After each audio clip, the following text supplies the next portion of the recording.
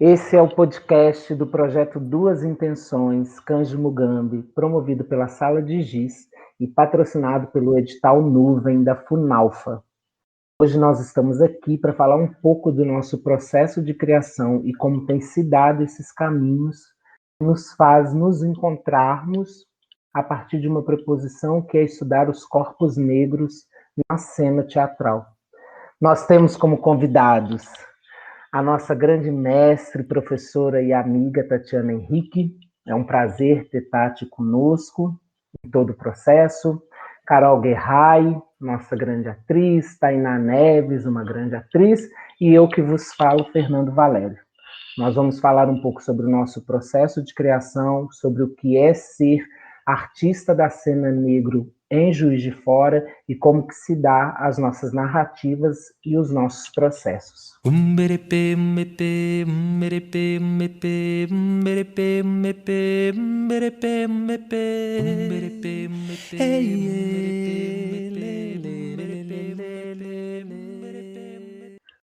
E para abrir essa nossa roda e começarmos a andar em cima dessa temática, eu trago a fala da autora nigeriana Chimamanda, que fala sobre a necessidade e o direito que nós temos de contar as nossas narrativas e as nossas histórias. E o poder a nós é dado para que sairmos das amarras racistas que orientam o mundo e toda a criação até hoje. E a partir disso, eu quero perguntar a Tati como é para ela, como ela vê essa criação das nossas narrativas que tem sido tão efervescente no cenário teatral brasileiro. Primeiro, obrigada pelo convite. É uma honra estar aqui contigo, né? Uma pessoa que toda vez que eu ouço, eu me ilumino também, eu me inspiro em você, em vocês, Tainá, Carol. Enfim, é um momento de alegria estar aqui com vocês. E é um momento de alegria justamente porque eu me sinto em casa, eu sinto que eu posso dizer as coisas que eu penso e vivencio, não é, no cotidiano, os enfrentamentos que nós temos, né, nós pessoas pretas enfrentamos cotidianamente, sem o medo de ser julgada em termos de pensamentos de pessoas que não vivenciam o que a gente vivencia, né? Então é completamente diferente falar, contar, narrar diante e junto a pessoas de diferentes lugares de vivências, né? De diferentes configurações étnico-raciais, né? A nossa fluidez de ser, de existir, ela é diferente, ela é diferenciada. Ela precisa ser. Porque entre nós, eu acredito, Fernando, que existe uma questão que é relacionar conhecimento e reconhecimento. Nós, pessoas pretas, a gente está num processo de constante reconhecimento de nós mesmos, de nós em relação às nossas histórias individuais, coletivas, regionais, nisso que a gente chama de Brasil, nisso que a gente chama de história do mundo, e principalmente também em relação à nossa história, à memória de África, né, do continente mãe.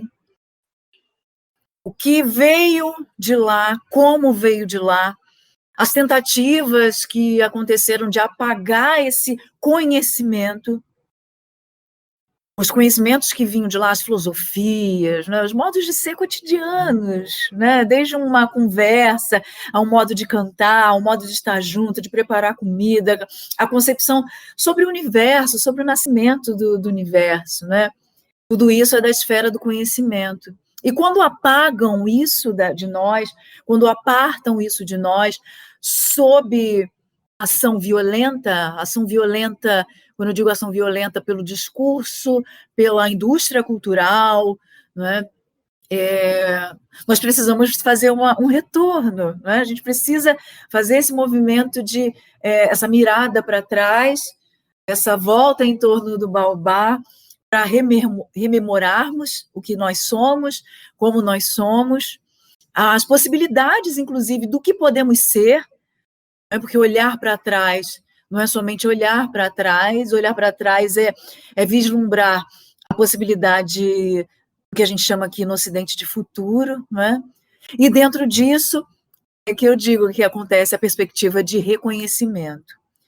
E quando acontece essa perspectiva de conhecimento, de encontro com conhecimento, de reconhecimento, a gente tem a possibilidade de nos narrar novamente, de nos narrar não segundo um tempo histórico, não um tempo e espaço de antes, mas de um tempo, espaço, entendendo toda essa espiral de acontecimentos, de fenômenos, né, de embates, de encontros, que aconteceram ao longo desse tempo histórico todo, dentro das suas regionalidades, e entender para onde a gente vai, entender o que a gente precisa, o que de melhor a gente pode trazer para o presente, para desenhar isso que a gente chama de futuro. Seja um futuro próximo, um futuro aqui, um futuro de amanhã, ou um futuro daqui a 2 anos. Eu tenho lido um filósofo que ele chama John Beatty, e ele fala muito sobre essa perspectiva do tempo e de como povos africanos compreendem, né?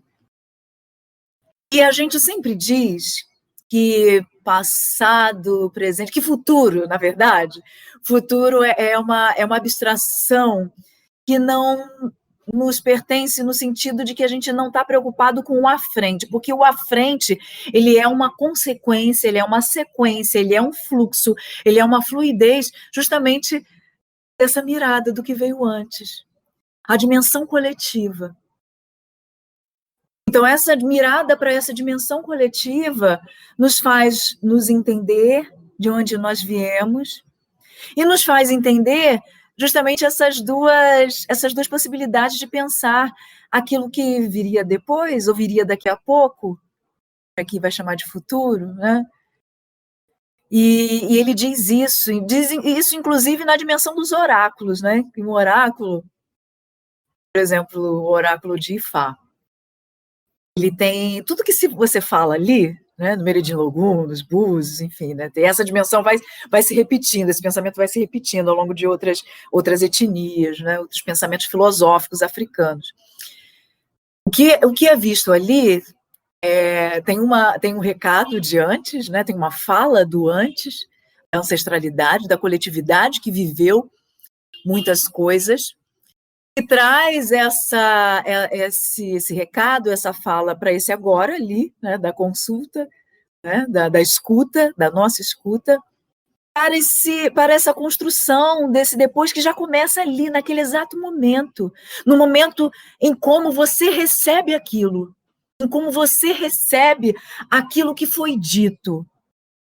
Então, o que você vai fazer em seguida, logo em seguida? Então, ele vai dizer que existe, então, um tempo, esse tempo do depois, né? Existe logo um depois agora, no imediato, que é esse momento da recepção, né? Da acolhida, do pegar com as 2 mãos. Um momento de um futuro, né? Desse depois, um pouquinho, né, adiante, que é um dia, um mês. E tem um futuro, né, um depois mais adiante. Seria mais ou menos aí um tempo de 2 anos. E aí, Fernando, isso é poder, entender isso, entender essa dimensão do tempo, entender essa nossa existência, essa coexistência na dimensão do tempo, ela nos traz poder. Ela traz poder justamente para a gente entender como narrar, em que tempo, em que urgências narrar as nossas histórias. Atravessar, subverter, destruir as narrativas que fizeram sobre nós. e que não coadunam mais, não é que não dialogam mais para com o que nós já sabemos, para o que nós já conhecemos, para com o que nós já reconhecemos. Então, eu acredito que a gente esteja nesse ponto do tempo e espaço. E eu acredito que a gente está tomando nas mãos, nas duas mãos, o poder disso através das artes. Como a arte é poderosa. É poderosa para atravessar essas dimensões de tempo, essas dimensões de espaço e essa dimensão, a dimensão dos espíritos. Reformular o nosso espírito, reformular a nossa presença no mundo. É bacana você trazer essa questão do poder estar nas artes e desse atravessamento que a arte pode fazer e faz, né? E como que nós, artistas da cena, temos essa responsabilidade de apresentar esse poder, né? E aí eu acredito que é um movimento duplo, né? Que é um movimento do retornar, um movimento do olhar para trás, e a partir do que está lá e o que me constitui, pensar o para frente, e como que acontece também um movimento de ter que apresentar essa descoberta que, na maioria das vezes, você ainda está em processo, né? Isso, para mim, é muito claro quando a gente começa o processo de Mugambi até chegar a esse estágio que nós estamos agora, e como que é você descobrir e apresentar a outra versão e ao mesmo tempo, né?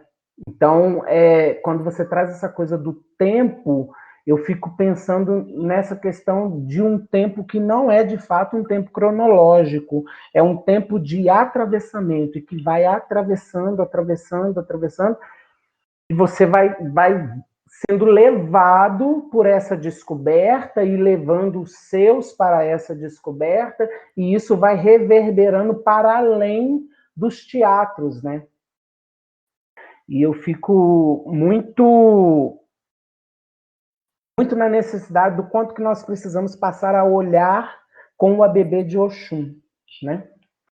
Que é o espelho de Oxum, que nós vamos olhar o que está lá atrás, mas é o que nos constitui, e não como o que ficou para trás, né? Ele vem, ele te constitui, ele te impulsiona para frente. E esse exercício duplo de, enquanto artista da cena, descobrir, retornar, reescrever e escrever, né? O processo do Mugambi para Juiz de Fora, e aí as minhas colegas de cena, parceiras de processo, podem até colaborar comigo nessa construção dessa fala, mas o processo de Mugambi acende questões que em Juiz de Fora estavam adormecidas. E para isso nós precisamos, todos nós do processo, precisamos nos curar, né? Curar as feridas, como você traz para nós na nossa primeira aula o conceito do Asilis, curar e descobrir esses lugares e propor. Hoje nós já temos um outro discurso a respeito da nossa criação cênica. E quando você traz tudo isso, com toda essa sabedoria, me lembra muito a sua fala no nosso primeiro encontro, que era como que as pessoas estavam recebendo as produções cênicas pretas, né? Que galera é essa? Que processo criativo é esse que a gente não consegue entender? E é exatamente desse lugar de a descoberta e o escrever, o reescrever, o voltar, é esse lugar do tempo que, infelizmente, a nós foi tirado, mas que quando a gente começa a redescobrir, a gente usa ele ao nosso favor criativo. É isso que você diz, me levou a pensar muitas coisas aqui também, né? Existe esse processo todo, né? A gente está falando, é importante dizer, né, que essa conversa inicial que a gente está tendo aqui, A gente tá tecendo a partir das nossas perspectivas, ou seja, através da gente, pessoa preta, no centro do acontecimento, né? No centro do fenômeno individual coletivo. Então, a gente enxerga a gente entende, a gente compreende, a gente percebe essa multidimensionalidade desse processo e a beleza disso. Mas, ao mesmo isso é narrar, né? Isso também é narrar assim. Agora, a gente também pode narrar isso através do embate com o sistema racista. A gente pode dizer isso através dessas palavras e através da necessidade de dizer esta palavra, né? O que é o racismo? Porque só passamos por esse processo, a beleza desse processo, ela vem na medida de que precisamos enfrentar e destruir, enfim, ou denunciar o racismo que existe no tempo e espaço em que nós vivemos. Né? A necessidade de provar que nós existimos o tempo todo. Eu vou trazer uma frase que eu adoro, eu gosto muito, talvez você já tenha ouvido eu dizer, é uma frase da Toni Morrison, que é uma escritora estadunidense, e ela fala sobre isso, né, sobre o racismo, ela diz assim, mais ou menos isso, que o racismo ele é uma distração. Ele é uma distração para nós, né, porque a gente tem que ficar provando o tempo todo que a gente tem o que a gente tem. Então, ela diz assim, a gente diz que tem filosofia, aí vem alguém que diz, não, vocês não têm filosofia, e a gente passa um tempo parado, a gente é parado no nosso desenvolver, no nosso processo, para dizer que sim, a gente tem, a gente fica ali provando. E aí passa-se o tempo. Aí alguém vem e diz que a gente não tem arte, né? Que a gente é um arremedo da arte ocidental. E a gente diz assim, não, a gente já tem, a gente tem sim, a gente tem essa história aqui, esse histórico aqui. A gente fica ali provando. Ou seja, uma distração de nós mesmos, do nosso poder de existir, do nosso poder de nos colocar no mundo e do poder, inclusive, de reestruturação do sistema vigente. Aí é um papo muito mais embaixo, mais asílico, inclusive, né, para a gente pensar que sociedade é essa que a gente que vive, dentro da qual a gente vive, né? E dentro disso o sistema de artes, vou dizer mundial, mas vou dizer brasileiro, ele é extremamente racista. Ele não compreende, Fernando, ele não compreende, te digo com toda sinceridade, as construções artísticas que nós concebemos, os pensamentos a partir dos quais nós concebemos, nós criamos. À medida da sua mirada, do pensamento branco, do sistema de arte branco, do sistema de arte ocidental, a medida da mirada deles para as nossas construções é sempre a medida deles. Não existe uma possibilidade mínima de deslocamento do seu lugar, né, das suas categorias de pensamento, para entender que existem outras. O bebê de Oxum, por exemplo. As máscaras, né? A dança, os quilombos, enfim. Então, a gente fica dançando o tempo inteiro com a crueldade, né, dos sistemas. E aí cabe a nós, quando a gente fala de poder também, entender em que medida a gente aceita ou não aceita, a gente derruba de baixo, de dentro, ou constrói algo por fora. E isso faz com que a gente perceba que o simples fato de ocupar a cena e de ocupar o fazer artístico já é político, né? E é uma maneira de enfrentar essas instituições que se dão a partir do olhar do colonizador, né?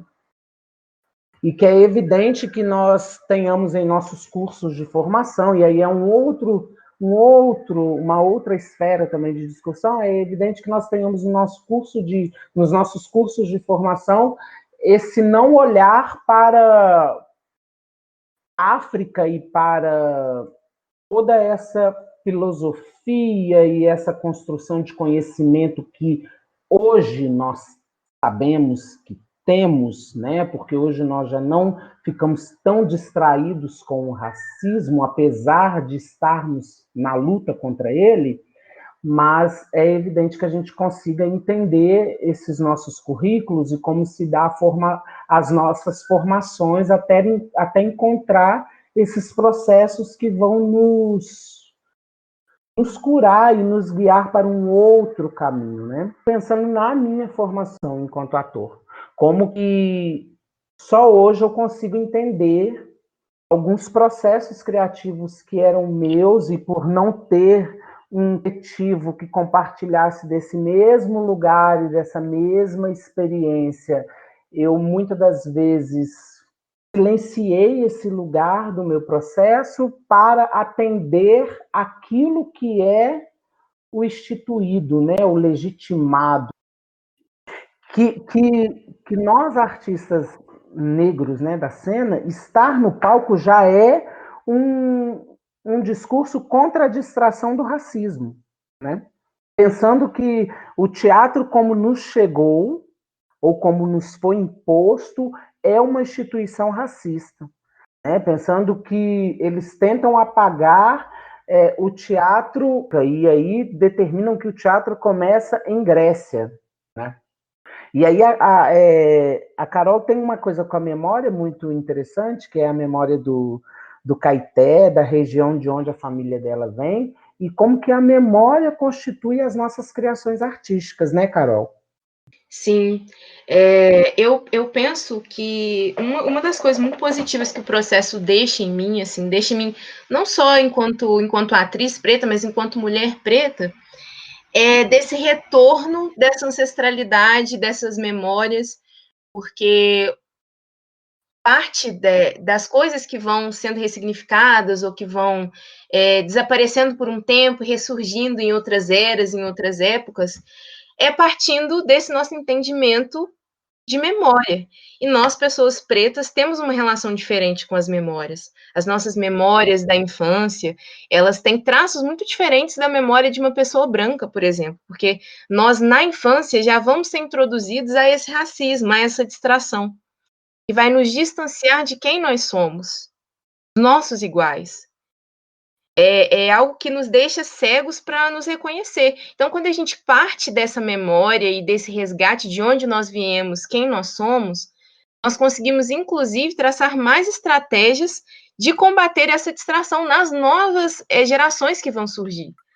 Porque é muito complicado lidar com um sistema tão complexo como esse se nós não estivermos unidos, se nós não nos entendermos enquanto coletivo, coletividade. Tudo isso foi apagado de nós, né? Esse sistema faz com que nós briguemos com os nossos iguais. Então, esse resgate dessas memórias e olhar para essa memória dos que já foram, dos que vieram antes de nós, os nossos avós, os nossos bisavós, que são os nossos ancestrais mais próximos, faz com que a gente possa ter forças e esperanças para olhar para esse futuro que a gente está construindo, né? Que nós construímos um pedacinho hoje, amanhã e na semana que vem, e no próximo mês e nos próximos anos. E o nosso processo fez isso, né? Nos juntou as nossas histórias, dentro dessa perspectiva de Juiz de Fora, né? Que a gente escolheu falar, colocar nas nossas narrativas também, individuais e enquanto grupo, enquanto processo, né? Basta olhar para essas histórias que a gente consegue achar o nosso elo comum, o que nos une, o que nos distancia de tudo que a gente sempre escolheu, porque a gente pensou que não tivesse outra forma de fazer, e nos dá novas possibilidades enquanto artistas, enquanto grupo. Eu me identifico muito quando você traz essa questão, Fernando, sobre como que você se entendeu enquanto artista, e principalmente enquanto os processos que você tinha e que você não conseguia deixá-los fluir, porque quando a gente está num grupo majoritariamente branco e que está falando das suas narrativas, a gente, de fato, a gente fica silenciado, né? E nós, pessoas pretas, nós precisamos falar, nós temos essa necessidade de falar, nós precisamos dizer aquilo que nós nunca pudemos falar, nunca tivemos ninguém para falar.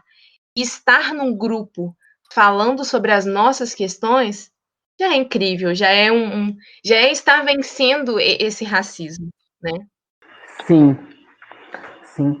E aí você traz uma questão que é o nosso processo, né, Carol? E como que o nosso processo foi um mergulhar, né? Um se banhar dessas raízes que são mais profundas do que a gente imagina. E hoje a gente vê um processo totalmente imerso em várias outras questões, né? A gente parte de um ponto proposto pelos meninos e esse ponto vai criando raízes e reverberando de uma tal forma que o nosso processo hoje fala de uma Juiz de Fora que tem uma ancestralidade negra e que tem uma ancestralidade indígena, que com toda certeza vai ser um processo que vai movimentar muito a cidade, porque pouco se sabe sobre essa nossa história, essa nossa narrativa,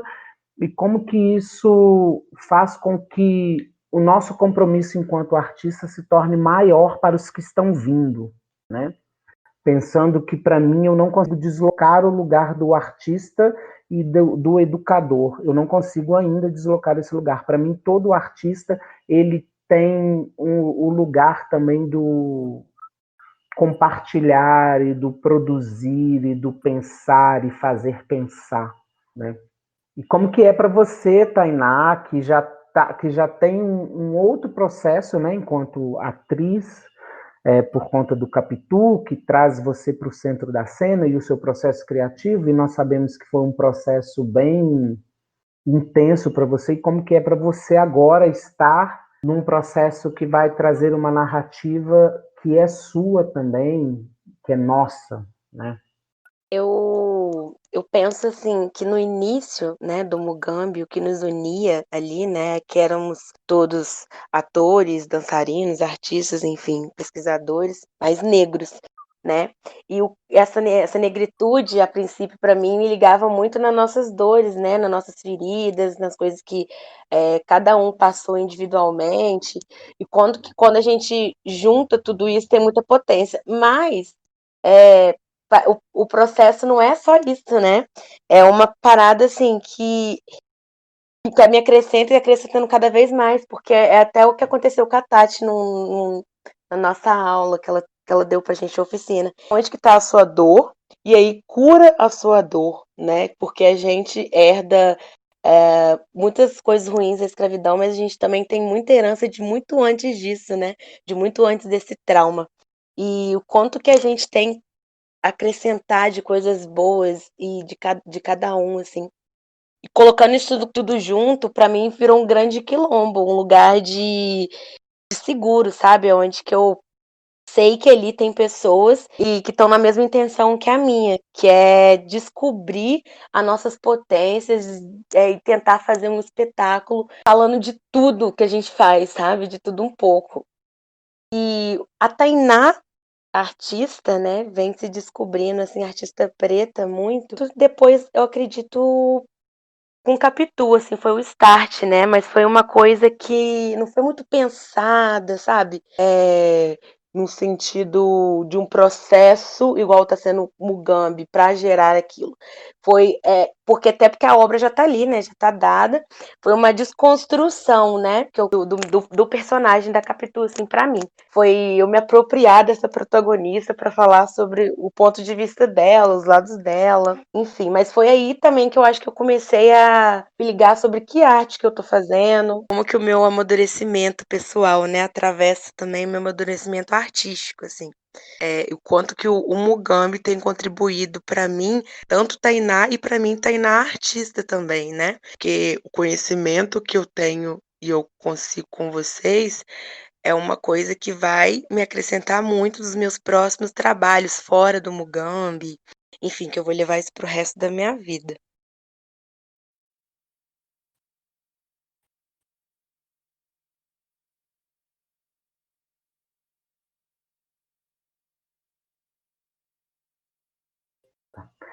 Isso que você traz, né, Tainá, e Katati também trouxe para nós no primeiro encontro, é que a nossa narrativa de fato não é só dor e luta, né? A nossa narrativa ela passa a ser dor e luta quando nós recebemos a ação cruel do sistema racista, né? Mas as nossas narrativas se dão a partir de processos que são processos ricos e processos que trazem um movimento que nem nós temos dimensão de como que isso se dá, né? Tanto que em vários encontros nossos a gente sai dos encontros se perguntando, e aí, o que foi isso, né? Como que se deu isso? E às vezes a gente nem sabe o caminho porque é algo que eu costumo dizer que vem do umbigo, né? Que é orgânico e que vem do umbigo e do chão e da oportunidade de estar e de ser e de narrar e de contar. E eu fico muito nesse lugar, às vezes, de refletir sobre a necessidade dessas narrativas serem apresentadas numa outra perspectiva, que é a nossa, né? Vocês falaram coisas tão bonitas, tão importantes, né? Acredito que a gente está em 2020, né? Tem uma coisa urgente aí no que vocês dizem, né? No tempo que a gente vive, que é de ouvir os mais velhos, por uma questão, né, por uma questão filosófica também, mas por uma questão muito técnica, de muita urgência, que é a transição deles para o mundo dos ancestrais. E a transição também entre o mundo que eles conheceram. Então, para entender as dinâmicas sociais que eles vivenciaram e as dinâmicas sociais que nós vivenciamos, né? Qual é o diálogo que existe entre uma e outra? Então, a gente precisa... Eles viveram, esses mais velhos, essas mais velhas, viveram um mundo e viveram relações de mundo que a gente... E relações e posturas em relação a esse mundo que a gente não vive mais. Ou que a gente, por meio deles, inclusive, a gente encontrou modos, possibilidades de enfrentar, de ter outras posturas diante das distrações, das repetições do racismo, né?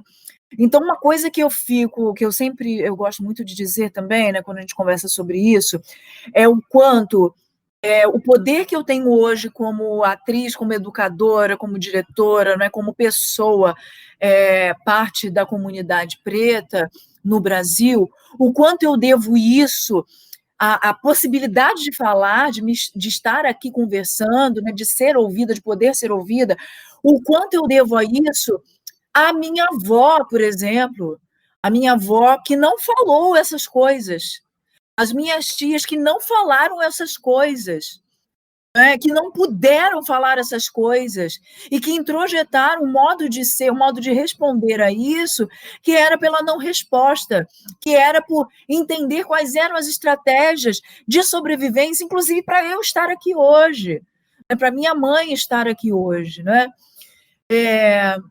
Então, isso é fortaleza também, isso não é fraqueza. E isso eu acho que é uma mirada generosa que a gente precisa ter, inclusive para entender as nossas diferenças de sermos pessoas pretas no dia de hoje, nesse momento agora em que a gente está conversando aqui, né? Porque nós não somos iguais. Nós, pretos diaspóricos, não somos iguais às pessoas pretas, né, às pessoas africanas no continente africano. Né? A experiência da escravização, ela constrói imaginários diferentes, imaginários e modos de entender a sua pretitude, entender o que é ser preto, não é?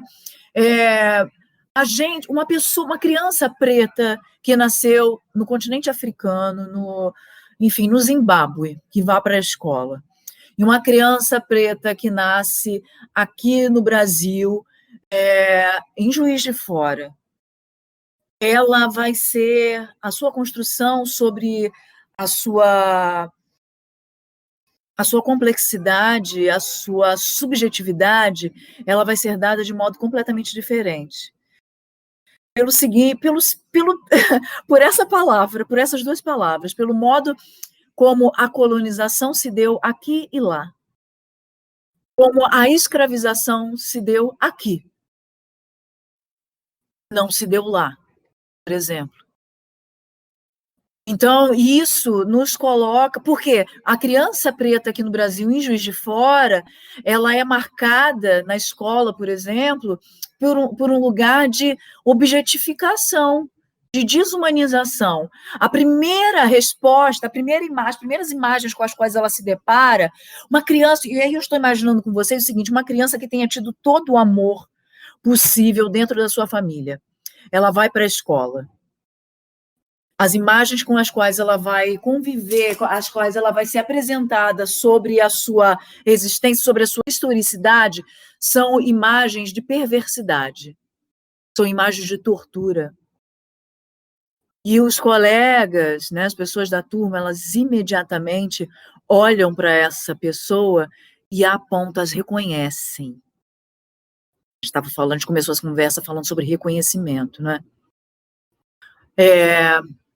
Então, a gente precisa entender o quanto essas subjetividades, elas não são nossas. Esse é um trabalho, quando o Fernando fala de educação, né, e de artes, a arte, ela para muitos povos africanos, né, ela é esse lugar de pensar, de um pensamento educativo que vai para além do ensino. A arte, ela é transformacional, porque ela é da ordem do rito. Ele é constituído de quê? De possibilidade de rememoração e de transformação do seu posicionamento social, do seu deslocamento de ser criança para adulto, né, de ser ser humano para ser divindade. Né? As artes vêm daí, as artes africanas, né, pensadas a partir de uma mirada africana. Né? Ela vem daí. Então, é preciso que a gente, enquanto artistas, a gente se pense como educadores, como transformadores, como agentes potencializadores de outras pessoas pretas, para dizer que elas precisam estar ali, professores, e nisso em toda a sociedade, né, gente? A professora preta, a advogada, a engenheira, né? Então, destruir o lugar que disseram em que a gente deveria ficar, né? Então, e dentro disso, então, pensar a diferença, eu acho que é importante, então, a gente pensar essas diferenças, pensar as pessoas pretas que vivem na urbanidade, que vivem na ruralidade, que vivem no entremeio, que vivem em grandes cidades, em pequenas cidades, que vivem aí em Juiz de Fora, né? As diferenças, né, das infâncias, por exemplo, de Tainá, de Fernando, de Carol, o quanto elas são diferentes, e essa diferença, ela é criadora, é construtora de dádiva. Entender isso, então, entender o que nos une, o que nos uniu num dado momento, né, quando nos chamam de pretos, de negros, que não éramos, né, no continente não éramos bantus, éramos iorubanos, Fon, Evé, né? E daqui, quando vem para cá, quando nos chamam de negros, nos dizem que é isso que nós somos, né? E o que nos faz a diferença, né? As diferenças que continuaram existindo através de estratégias desses mais velhos, dessas mais velhas, e que conseguiram atravessar o tempo como essa memória, então, ela foi fluidificada, ela fluiu ao longo das possibilidades desses mais velhos. Então, entender que, para além da dor e da luta, né, existe lugar da dádiva, como ela pulsa.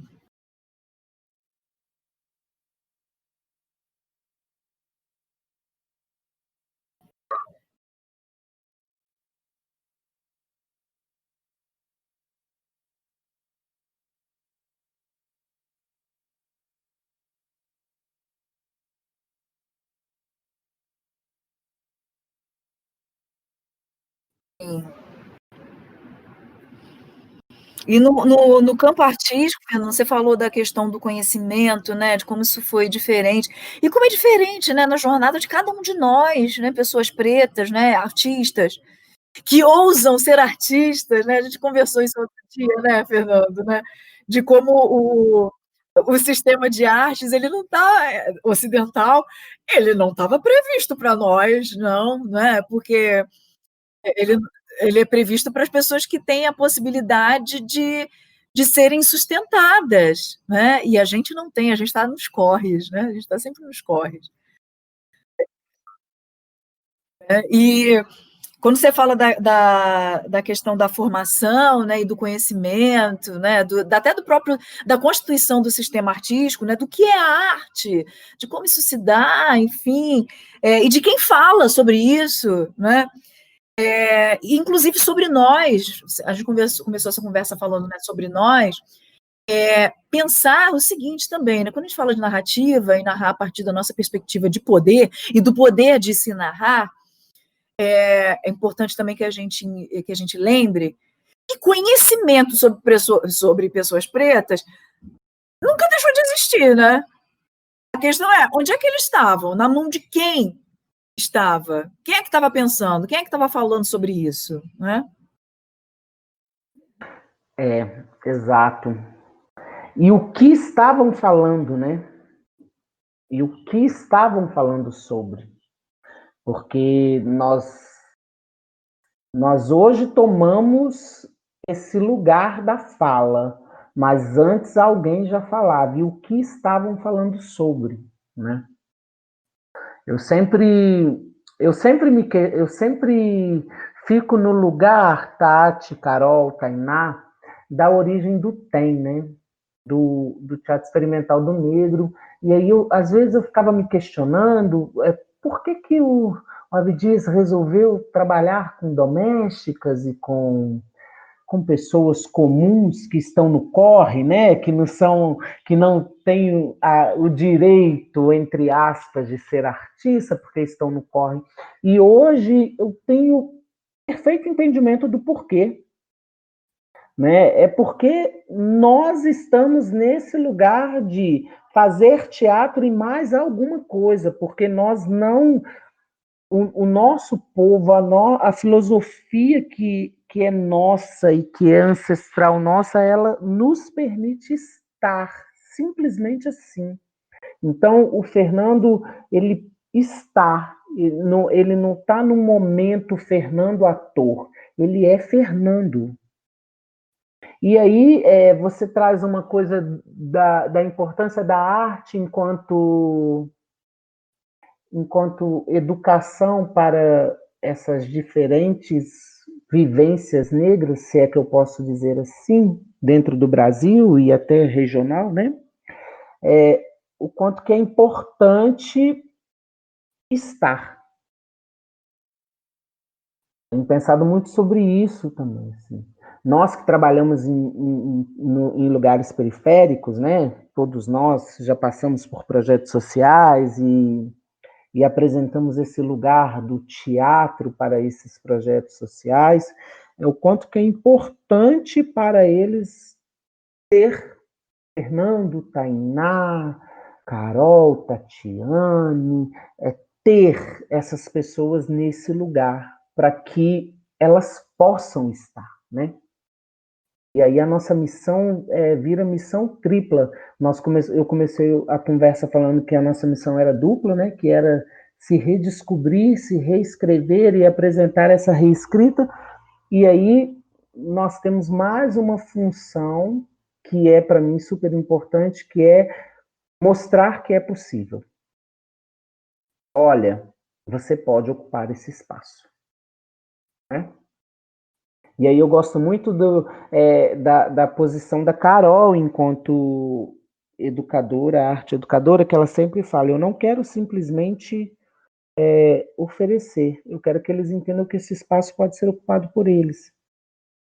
E aí, Carol, acho que você está aqui e você melhor do que eu fala sobre isso com muita propriedade e com muito carinho sobre tudo isso, né? Sobre seus alunos e o que é ser artista e educador, né? Sim.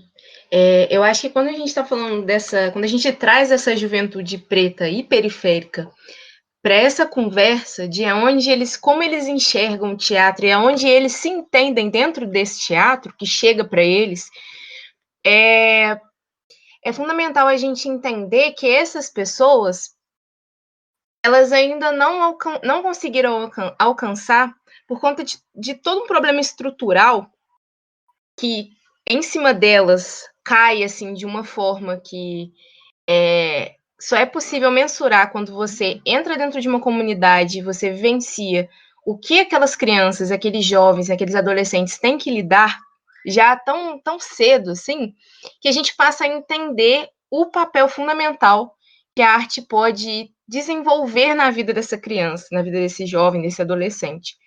Porque a arte devolve para eles a possibilidade de sonhar. Quando a gente deixa de sonhar, a gente deixa de traçar perspectivas, né? Nós deixamos de traçar perspectivas sobre nós, sobre o nosso futuro, sobre quem nós somos. Nós nos esquecemos simplesmente de ser, né? E fazemos meramente o que as pessoas querem que nós façamos, o que essa sociedade racista quer que nós sejamos, que a gente olhe para onde essa sociedade quer que a gente olhe. Então, a arte, dentro de um ambiente periférico, dentro de uma comunidade, ela tem esse potencial, né? Esse poder de atuação na vida desse jovem, dessa criança, desse adolescente. Porque quando ele vê uma professora ou um professor preto, preta, falando sobre algo que ele vivencia, trazendo para ele uma ferramenta para ele dizer, dentro de um espaço seguro, coisas que ele não pode dizer na escola, não pode dizer, às vezes, na família, não pode dizer em sociedade, a gente está, de fato, trazendo de novo o sonho para a vida dessa criança. A gente está trazendo para ele um novo olhar. A gente está tirando as barreiras da visão dessas crianças, desses jovens. Eu falo que os meus alunos, assim, ter essa possibilidade de trabalhar com um projeto que atua na prevenção contra homicídios, contra violência e, para além, outras coisas, né? Me empoderou, inclusive, de ser uma pessoa pertencente de uma periferia. Porque quando eu comecei a fazer teatro, eu comecei a fazer teatro dentro de uma perspectiva de uma estética preta, porque era um grupo majoritariamente composto por pessoas pretas que tinham uma linguagem, né, e uma narrativa que olhava para essas questões. Porém, a gente sempre estava num ambiente muito embranquecido. E isso faz com que você, às vezes, se volte para outras coisas, ou às vezes deixe de falar algumas coisas para você conseguir sobreviver, porque essa é uma realidade difícil, dura, triste, mas é uma realidade. Muitas pessoas pretas deixam de falar determinadas coisas para conseguir sobreviver, para não serem perseguidas, para não sofrerem ainda mais. Então, poder trabalhar com eles, poder entrar na vida deles, né? Eles me mandam mensagem praticamente todos os dias. Então, poder participar um pouquinho desse universo deles me empoderou, inclusive, de ser periferia também, né? Que é uma coisa que, às vezes, você vai esquecendo por estar dentro desse ambiente, desse lugar de artista, desse lugar embranquecido mesmo. E aí, de fato, os meus alunos, eles são, para mim, assim, eu acho que para todas as pessoas que trabalham com crianças pretas, assim, Tainá também desenvolve esse trabalho no Gente em Primeiro Lugar, é um lugar de reaproximação do que a gente tem por essência enquanto pessoa preta. Eu olho para eles e eu consigo me reconhecer. Eu consigo ver, às vezes, eles passando pelos mesmos lugares difíceis que eu tive que passar com 10, 5, 12 anos. E poder estar lá para eles hoje, para mim é uma grande vitória enquanto mulher preta. Como que o teatro, né, tirou a gente também desse lugar, né? Como que o teatro, para mim, mudou muita coisa na minha história, mudou o caminho da minha vida, assim. E o quanto que a gente dando aula para essas crianças, eles olhando pra gente, né, vendo a gente como exemplo, vendo eu tenho, pô, eu tenho uma professora que é uma mulher preta que dá aula de teatro, não é comum, né? Mais no meio do teatro, da arte, assim, que eu sou elitista. E essas crianças têm essa referência da gente, isso é muito importante também para o desenvolvimento deles, sabe. Eu não tive essa referência no lugar dele, né, de ter um professor de teatro preto. É engraçado e é lindo, né? E é lindo a gente estar chegando nesse lugar, porque aí eu lembro de Tati lá no início da nossa conversa, falando da questão do tempo e espaço, e de como lida, né? Como a gente lida com o tempo e espaço. E aí ela traz também a coisa dos nossos ancestrais. E quando a gente começa a levar a conversa, a conduzir a conversa para esse lugar que todos nós temos enquanto educadores, agentes de compartilhamento e de transformação ou de reescrita dos espaços que nós atuamos enquanto professores, me vem a coisa desse tempo e espaço, que eu tenho os meus ancestrais, né? Nós temos os nossos ancestrais, e para essas crianças nós somos ancestrais, sem passar para o lugar do ancestral, mas nós já somos ancestrais por ajudar a eles nesse caminho tão tortuoso que é o caminho excludente e que vai dizer para ele que o teatro não foi feito para ele, que a arte é essa coisa quadrada e que precisa ser avaliada a partir de uma crítica que estudou e que leu não sei quantos livros, que não deixa de ser importante também, mas não é o nosso principal caminho para esses lugares que nós ocupamos enquanto educadores. E aí me vem muito essa coisa, né, do como que a gente se torna ancestral antes de ir para o plano da ancestralidade, né? E o quanto que é necessário e urgente o nosso trabalho enquanto pessoas que somos, né, enquanto negros que somos. Não sei se eu consegui, mas é isso, assim, eu fico pensando nisso. A Tainá, ela já é uma referência para os alunos dela, sem antes passar para o plano da ancestralidade, né? A Carol já se torna uma referência sem antes. Nós somos referência. E que bom, né? Que bom que a gente já consegue ocupar esse lugar falando sobre nós e oportunizando que os outros também possam contar as suas narrativas. Fernando, você falando, essa fala é tão preciosa, porque quando, enfim, né, encaminhando, a gente começou falando sobre artes e veio para a educação, né, para esse lugar tão precioso para a gente. E eu trabalho muito com crianças, com contação de histórias, né, enfim, e estou trabalhando também no ensino superior, né, e aí uma coisa que eu tenho compartilhado reiteradamente é justamente sobre esse lugar de ancestralidade, né, porque quando você se tornar um ancestral não é simplesmente a passagem do vivente para o não vivente, ela é um cuidado cotidiano ao longo de toda a sua vida, individual e coletivamente. É preciso cuidar do seu processo de ancestralização, ou seja, do seu processo de memória, de continuar em memória, de continuar existindo, mesmo depois que você não esteja aqui no AE, no plano físico, enfim, no plano, na Terra, né, na visibilidade, né, dessa dimensão que a gente vive. E aí, dentro desse sentido, dentro dessa nossa responsabilidade, enquanto povo, enquanto educadores, a gente precisa justamente cuidar desses ancestrais do amanhã, que são as crianças. Se a gente está aqui pensando, né, e pensando no Abdias, pensando na gente, pensando no que a gente já, na minha avó, né, nas nossas mães, pensando no que a gente já caminhou, a gente precisa ter, sim, essa perspectiva de que essas crianças, elas são os ancestrais do amanhã.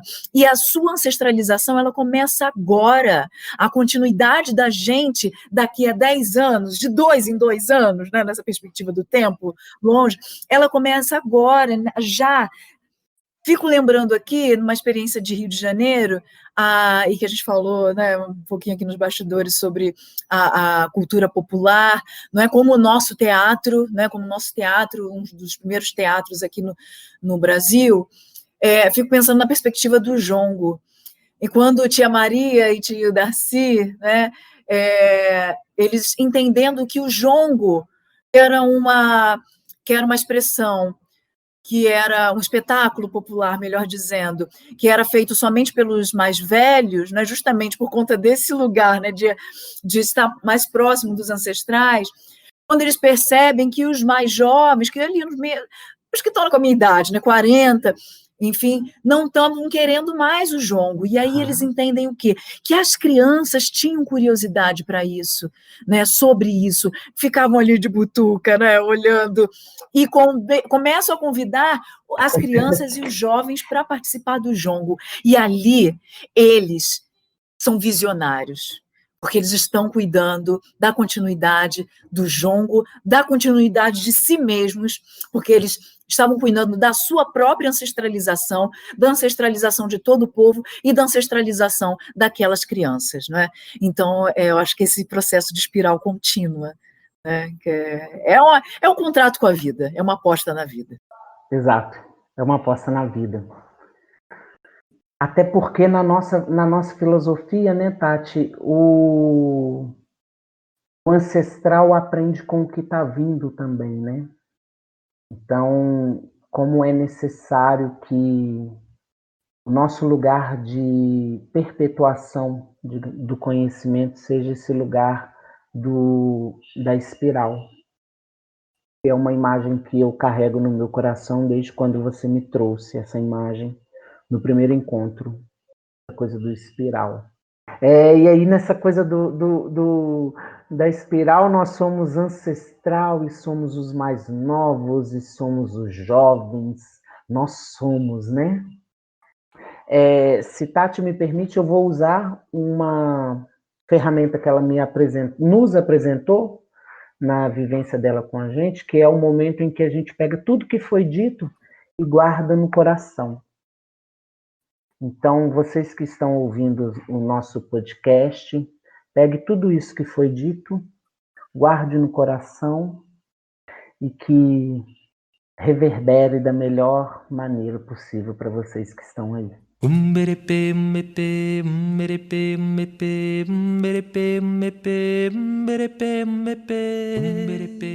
Hey, yeah.